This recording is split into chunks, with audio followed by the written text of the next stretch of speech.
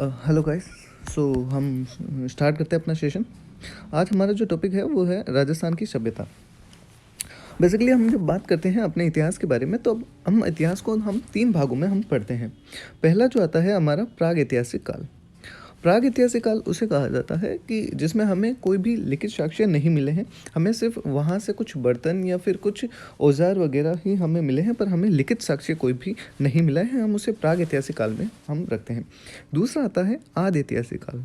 आदि ऐतिहासिक काल उसे कहा जाता है कि जिसमें हमें लिखित साक्ष्य भी मिले हैं, पर हम उस जो भाषा है हम उस भाषा को नहीं पढ़ पा रहे हैं। जिस प्रकार हमें सिंधु घाटी सभ्यता में हमें मिलता है कि वहाँ की जो भाषा शैली थी वो थी सर्पिल आकार में लिखा हुआ हमें प्राप्त हुआ है, पर हम उसे पढ़ नहीं पा रहे हैं।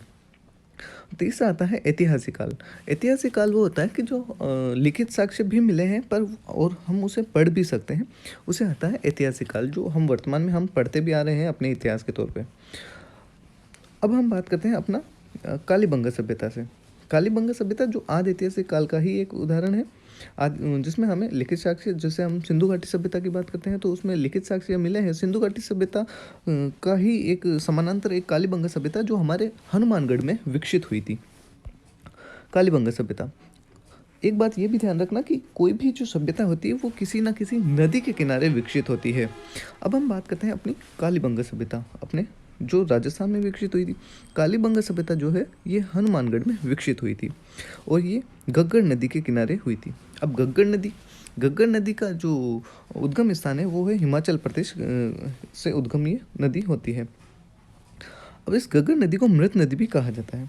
मृत नदी इसलिए कहा जाता है क्योंकि जब कालीबंगा जो नदी है इसका उद्गम होता है तब इसमें ज़्यादा वर्षा होने के कारण इसका पानी एक बार तो फोर्ट अब्बास पाकिस्तान तक भी चला जाता है, पर इसमें जब वर्षा नहीं होती है तो ये इसका पानी हनुमानगढ़ तक भी नहीं पहुंच पाता है। इसलिए इसे नट नदी या फिर मृत नदी भी कहा जाता है।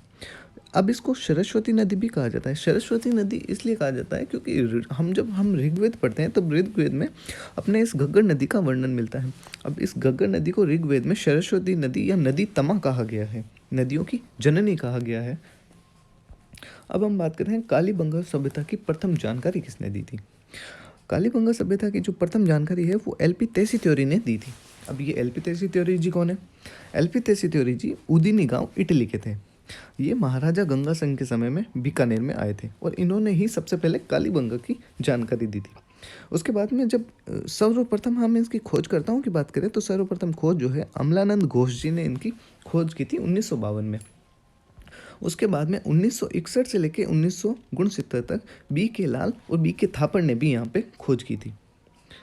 अब हम बात करते हैं कि ये जो सभ्यता जो थी कालीबंगा सभ्यता, ये मात्र सत्तात्मक थी। इसमें महिलाओं को प्रधान बनाया गया था, मात्र सत्तात्मक सभ्यता थी। अब यहाँ की जो सभ्यता थी ये नगरीय सभ्यता थी, ये नगर के रूप में विकसित हो रखी थी यहाँ की सभ्यता। कालीबंगा का अर्थ, कालीबंगा का जो अर्थ होता है वो होता है काले रंग की चूड़ियाँ। अब हम कालीबंगा का जो टाइम ऑफ पीरियड देखते हैं वो है 2350 ईसा पूर्व से 1700 ईसा पूर्व तक ये जो कालीबंगा सभ्यता को हमें माना है। ये सभ्यता कांस्य युगीन सभ्यता थी और ये स्वतंत्र भारत की प्रथम पुरातात्विक स्थल थी। जब हमारा देश 1947 में आज़ाद हुआ था उसके बाद में जो प्रथम स्थान जो खोजा गया था वो अपना कालीबंगा सभ्यता थी और दूसरा जो खोजा गया था वो था रोपड़ गुजरात का। रोपड़ सभ्यता जो है गुजरात में विकसित हुई थी, वो दूसरा स्थान था जो स्वतंत्रता के बाद में खोजा गया था और बेसिकली इसकी खोज जो है वो यज्ञदत्त शर्मा के द्वारा 1953 में खोजी गई थी। अब हम इसकी विशेषताओं की बात करते हैं। कालीबंगा सभ्यता की विशेषताएं क्या क्या रही थी। हमें कच्ची ईंटों के मकान वहाँ से प्राप्त हुए हैं और जो ईंटों का आकार जो था वो 3:2:1 में हमें मिलता है। दूसरी विशेषता है कि नालियाँ जो थी काष्ठ की बनी और कहीं पर पक्की नालियाँ भी हमें मिली है। जो नालियाँ जो थी उनमें जो है कहीं कहीं लकड़ी का प्रयोग किया गया था और कहीं कहीं पे जो है पक्की नालियाँ भी हमें मिलती है। अब तीसरी विशेषता है कि विश्व के प्राचीनतम जुते हुए खेतों के हमें यहाँ पे प्रमाण मिलते हैं। विश्व के सबसे प्राचीन जो है जुते हुए खेतों के प्रमाण मिलते हैं। चौथी विशेषता है कि यहाँ पे हमें भूकंप के साक्ष्य भी हमें यहाँ पे मिलते हैं और जो है हमें यहाँ पे एक साथ दो फसल बोने के हमें यहाँ से प्रमाण मिलते हैं।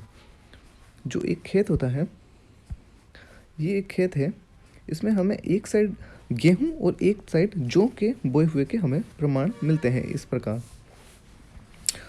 अब हम छठी विशेषता पढ़ते हैं कि ये एक नगरीय सभ्यता थी, जो हमने अभी बात की ही थी। यहाँ पे अग्निकुंड हवन कुंड तथा अलंकृत ईंटें भी हमें यहाँ पे मिलती हैं। यहाँ पे जो अग्निकुंड हमें मिले हैं, यहाँ पे अग्निकुंड मिले हैं, उसमें हमें ये पता चलता है कि यहाँ पे बलि प्रथा भी प्रचलित हुआ करती थी। और अगर हम यहाँ पे देखें तो यहाँ पे जो पुरोहितों को है सबसे ज़्यादा इम्पोर्टेंस दी जाती थी, प्रधानता जो है पुरोहितों को ज़्यादा महत्व दिया जाता था। तथा हमको यहाँ पे अलंकृत ईंटें भी हमें यहाँ मिलती हैं। कुत्ता इनका प्रिय जानवर हुआ करता था। कालीबंगा सभ्यता में जो लोगों का जो प्रिय जानवर जो था वो था कुत्ता। हमें यहाँ पे कोई भी मूर्ति का कोई प्रमाण नहीं मिलता है। हमें यहाँ पे कोई देवी देवताओं का यहाँ पे कोई चित्रण या फिर हमें यहाँ पे कोई भी मूर्तियों का हमें यहाँ कालीबंगा से कोई भी मूर्ति का हमें प्रमाण नहीं मिला है। और यहाँ से हमें मिट्टी से बनी हुई मुद्राएं भी हमें यहाँ से प्राप्त हुई है। अब हम अगली विशेषता देखते हैं इसकी।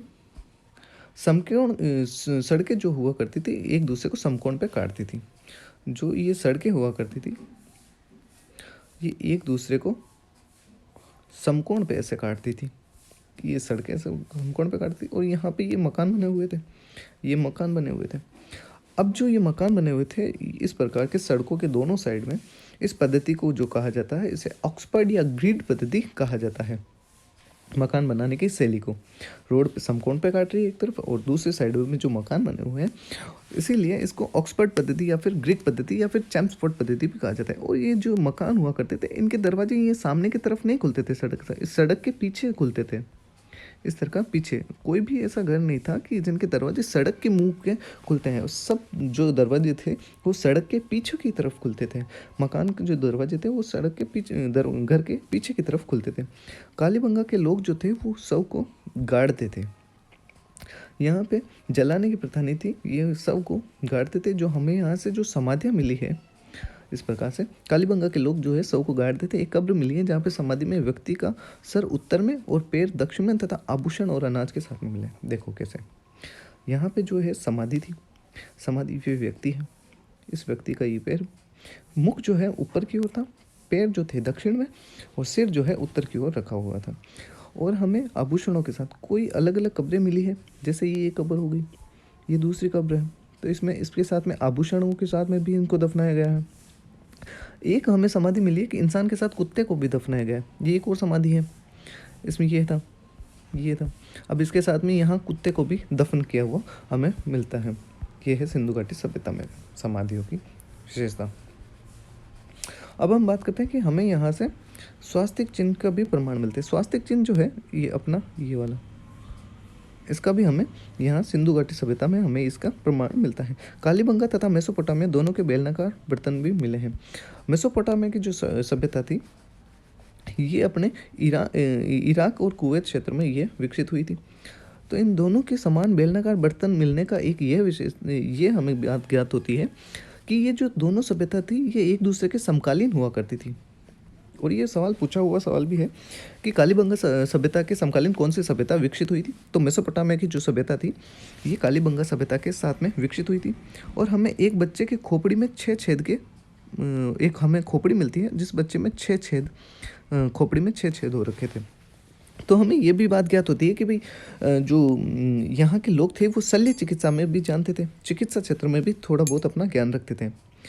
कालीबंगा जो सभ्यता थी ये सिंधु घाटी सभ्यता की तीसरी राजधानी हुआ करती थी। जिस प्रकार ये कालीबंगा सभ्यता विकसित हुई है और जो सिंधु सभ्यता के ही समय की ये कालीबंगा सभ्यता, तो ये इसे हम सिंधु घाटी सभ्यता की तीसरी राजधानी बताते हैं। पुरोहितों को यहाँ प्रमुख स्थान था। अब जहाँ हमें यहाँ अग्निकुंड वगैरह मिली है तो उस प्रकार से हमें यहाँ ज्ञात होता है कि पुरोहितों का प्रमुख स्थान यहाँ पे रहा है।